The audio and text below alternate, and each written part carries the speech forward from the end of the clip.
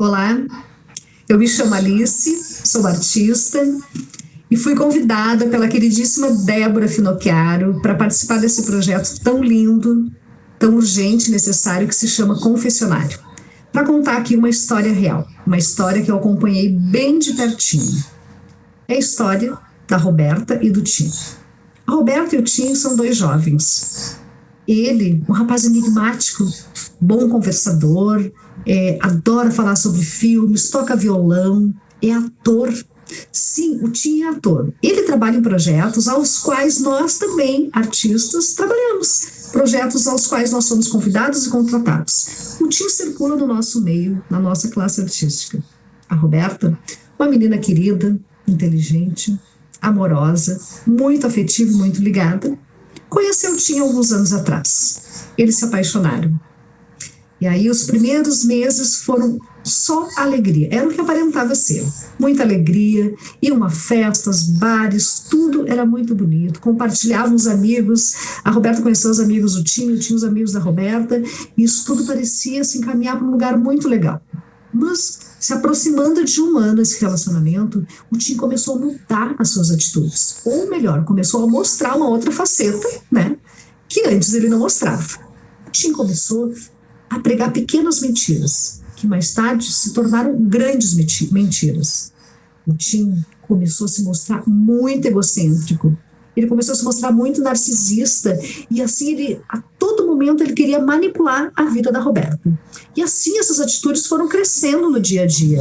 O Tim perdia o respeito pela Roberta nos mínimos detalhes, mexia no celular dela, acessava as redes sociais dela sem permissão, mexia na bolsa dela, queria a todo instante saber o que a Roberta estava fazendo. Era uma espécie de possessão, uma espécie de obsessão em cima da vida da Roberta. E o clima foi ficando tenso. E isso só aumentava. O Tim todo dia levantava uma discussão boba por qualquer coisa, pressionava tanto com as palavras, fazia uma pressão psicológica tão grande em cima da Roberta, que essas discussões só acabavam quando a Roberta assumia uma espécie de culpa diante daquele fato, mesmo sabendo que ela não tinha culpa nenhuma, mas era o único jeito que ela conseguia fazer com que aquilo cessasse, porque era extremamente exaustivo. E todo dia isso se repetia. O Tim ia lá, provocava uma nova discussão sobre um assunto qualquer, fazia a manipulação com suas palavras de tal forma com que a Roberta chegava a desconfiar dos fatos verdadeiros e da sua própria percepção, achando que o Tim tinha razão. Então era uma espécie de loucura que ele ia criando na cabeça da Roberta. E esse clima foi ficando tenso, cada dia pior. E a Roberta, então, esperta, inteligente, pensou, nossa, eu não quero mais isso para mim. Não é isso que eu quero, não é essa pessoa com quem eu comecei a me relacionar um ano atrás. Chamou o Tim e disse para ele, Tim, olha só, não tá legal, não dá mais, vamos terminar? O Tim ficou furioso, pegou a Roberta pelos braços e tentou socar ela contra a parede. A Roberta, muito rapidamente, conseguiu se desvencilhar e saiu correndo porta fora. Ufa, ainda bem. Mas o Tim é o tipo do cara que não entende a expressão não é não. Deu. Acabou. O Tim insistentemente ligava e mandava mensagens para a Roberta. Queria a todo custo conversar com ela. A Roberta no início até que deu atenção, dizia, Tim, olha só, cara, a gente já conversou, não dá mais, acabou, segue tua vida em paz, eu vou seguir a minha, tá tudo certo, vamos ser felizes, cada um do seu jeito. Mas isso não entrava na cabeça do Tim, não entrava. O cara que não aceita o não. E aí a coisa começou a ficar pior, cada dia pior e mais tenso. O Tim fez coisas horríveis. Ele perseguia a Roberta em vários lugares. Então, o que era antes dentro de um ambiente fechado, um ambiente doméstico, começou a tomar proporções horríveis em ambientes públicos, na rua. O Tim perseguia a Roberta na rua, na parada de ônibus, no supermercado, nos bares, nas festas. Ele chegou a invadir o local de trabalho dela, expondo ela diante dos colegas, com agressões e com palavras fortíssimas, acusando ela de coisas absurdas. Bom, Certo dia, o Tim, que ainda tinha cópia do apartamento onde a Roberta morava, entrou lá sem permissão dela e ficou aguardando ela. Quando ela chegou, claro que ela ficou assustada, ele novamente partiu para cima dela e ela conseguiu escapar aos becos e ele foi corrido do prédio pelos vizinhos, enfim, porque deu todo um griteiro e a coisa, digamos que estava muito tensa, mas não passou deste lugar. Assustada, muito assustada, a Roberta então trocou as chaves do prédio, da porta do seu apartamento, avisou porteiro, zelador, vizinhos, avisou todo mundo que pôde que ela não tinha mais nenhuma espécie de relacionamento com o Tim. Chegou a contar para alguns amigos também que a coisa estava muito tensa, que ela estava sentindo o cheiro de perigo e que ela estava com medo. E nesse ponto da história eu quero dizer para vocês que aconteceu algo muito importante. Os pais de Roberta começaram a acompanhar de perto essa relação sufocante que acontecia entre Tim e a Roberta. E isso fez uma diferença primordial para que a Roberta conseguisse dar a volta por cima e ser a menina inteligente e vitoriosa que é hoje. Voltando à história. A Roberta então avisou os amigos, trocou a chave do apartamento e o Tim, que não se conformava, voltava insistentemente, tentando abordar ela de alguma forma. Numa madrugada, ele pegou o seu violão e, nos 2 ou 3 acordes muito mal tocados, ficou durante 2h30 tocando na frente do prédio dela a mesma música sem parar. A mesma música, 2h30, tocando e gritando entre uma cantoria e outra o nome dela, expondo ela mais uma vez para quem quiser que fosse. Bom, a Roberta, assustada, com medo, muito apavorada, pediu ajuda para os pais do Tim, que moram numa outra cidade. Roberta conversou com a mãe do Tim, explicou o que estava acontecendo e disse: por favor, o Tim está surtando, me ajudem, eu vou ter que chamar a polícia. A mãe do Tim ligou para o Tim na mesma hora e a Roberta, de dentro do prédio, conseguia ouvir a conversa. Olha o que o Tim disse para a mãe dele no telefone: mãe, que isso? Imagina, mãe, tá tudo certo, eu tive só uma discussão com a Roberta, eu tô aqui na frente do prédio dela esperando o Uber para voltar para casa. Relaxa, tá tudo certo. Nesse instante, o Tim viu que um morador do prédio da Roberta estava chegando e aproveitou e entrou de carona. O morador conhecia o Tim, sabia que eles tinham um relacionamento, ele e a Roberta, não sabia que o relacionamento tinha terminado e deixou o Tim entrar. O Tim chegou na porta do apartamento da Roberta furioso, a pontapés e socos, querendo quebrar a porta. Ele estava completamente descontrolado. A Roberta, obviamente, que já estava muito assustada, porque a cada dia vinha um novo fato, né? Ligou novamente para a mãe do Tim e disse: olha, está acontecendo isso, ele não foi embora, ele está aqui. E a mãe do Tim dizia: não, ele me prometeu que foi para casa, que ele estava esperando o Uber. E a Roberta dizia: não, ele está aqui, ele está quebrando a porta do meu apartamento, eu estou sentindo um cheiro horrível de coisa ruim no ar, me ajudem, pedindo ajuda desesperadamente. E a mãe do Tim ligou para ele novamente.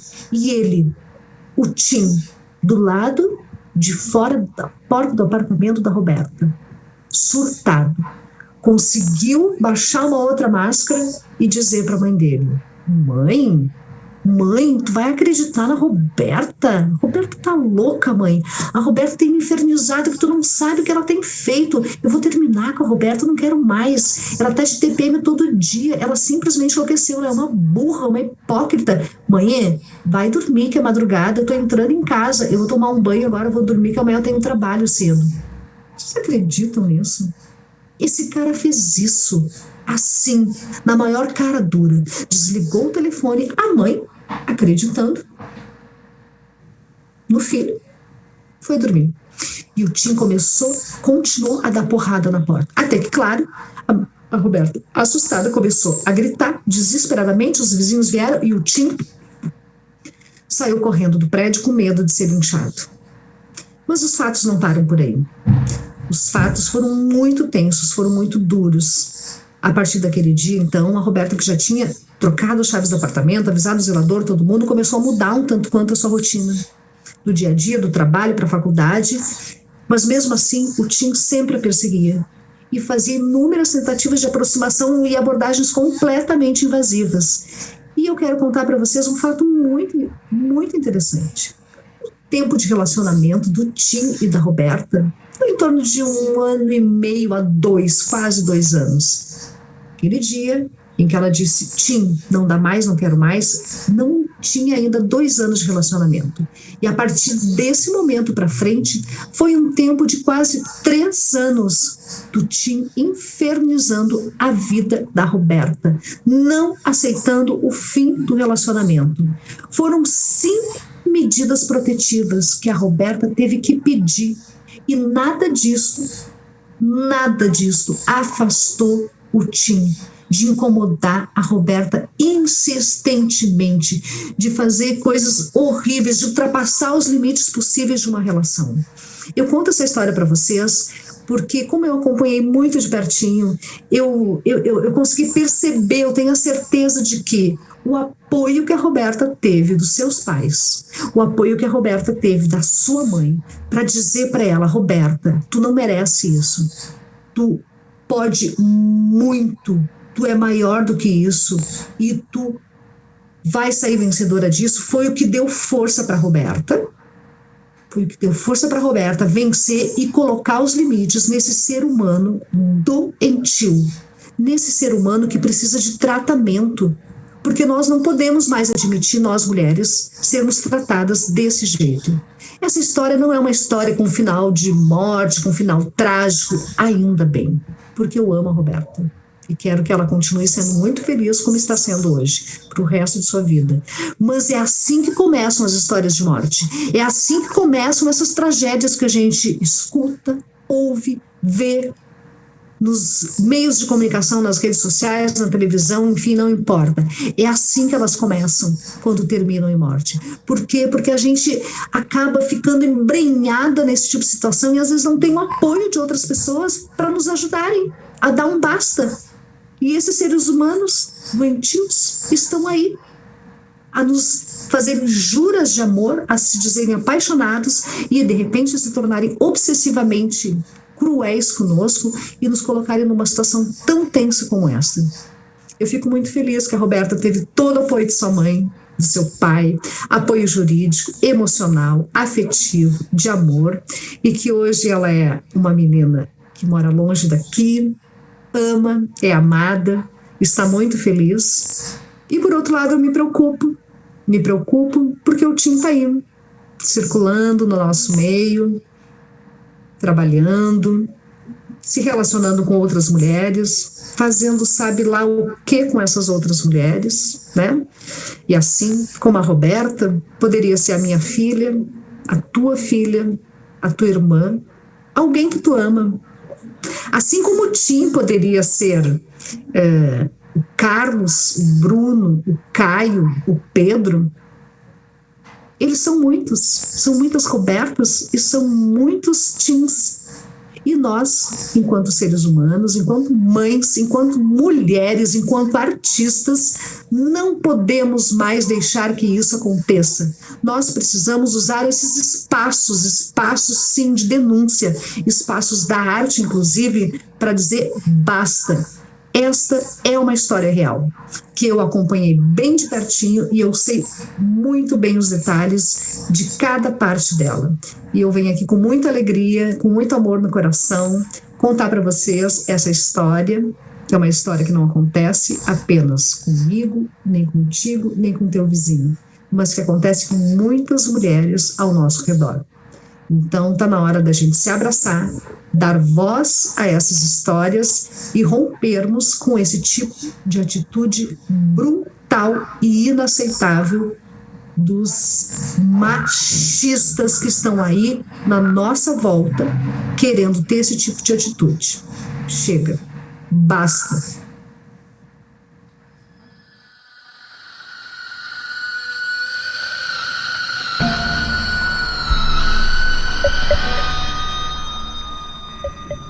A idealização de um amor romântico pode ser um dos caminhos mais perigosos para qualquer mulher que entra numa relação. Amor não machuca, amor não maltrata, amor compartilha e eleva.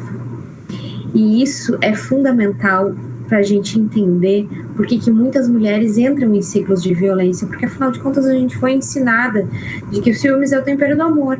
Então como que eu tô tendo uma demonstração de amor, uma demonstração de afeto? E na verdade isso faz com que a gente se confunda. E é super natural e faz parte do ciclo da violência. E é por isso que a gente precisa tirar essa idealização romântica, essa questão de felicidade de propaganda de margarina e tudo isso que nos ensinaram enquanto a gente era criança, de ficar esperando pelo príncipe encantado. Além disso, o apoio de familiares, ele é fundamental para que a vítima consiga denunciar, para que saiba que ela tem para onde ir, que ela pode contar com alguém. Então, se nós somos amigas, familiares, pessoas próximas, colegas de trabalho, enfim, pessoas que enxergam aquilo, a gente pode ajudar fazendo denúncia, ajudando a separar os documentos, cuidando dos filhos, dando apoio, validando a palavra daquela mulher, que muitas vezes foi tão maltratada que se acha louca, que se sente culpada de denunciar o agressor. E é importante o tempo todo esse reforço positivo, não só em fazer, em acompanhar, em buscar ajuda, contratar advogado, ir na delegacia e fazer todas essas coisas que fazem parte de uma denúncia, mas também no afeto, no momento de acolhimento. A gente pode acolher quem está perto da gente, a gente deve acolher quem a gente está perto da gente, porque isso também é um instrumento poderoso para pôr fim à violência doméstica.